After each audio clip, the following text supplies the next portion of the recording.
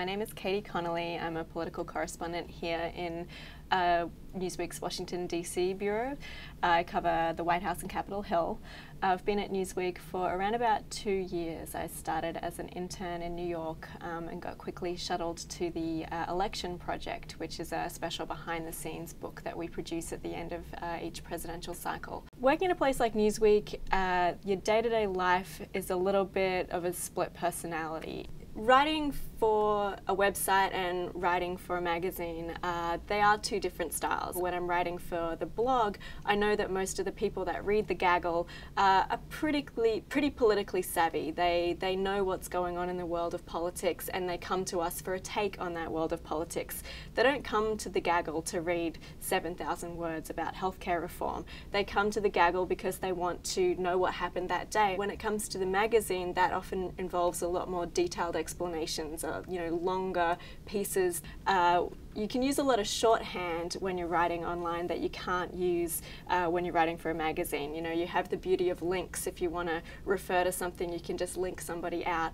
And I think that the language that we use in the gaggle is a lot more relaxed than the sort of language that would be expected for the magazine.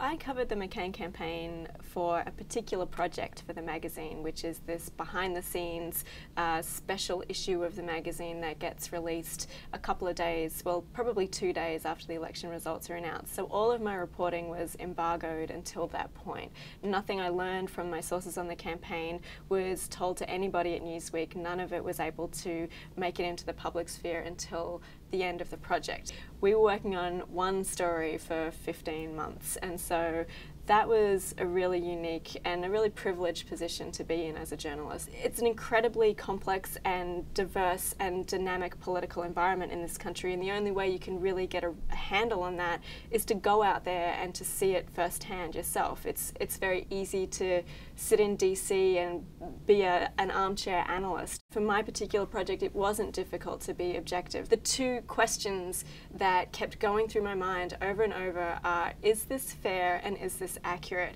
And if you just keep those two questions at the forefront of your mind, you really do overcome a lot of those problems. My advice to non-American journalists seeking a career here in the United States would be very similar to my advice to Americans seeking a career in journalism. There's sort of a popular idiom in journalism that says you're only as good as your last byline, and I think that rings true, particularly in the current environment where jobs are hard to come by and it's very, very competitive.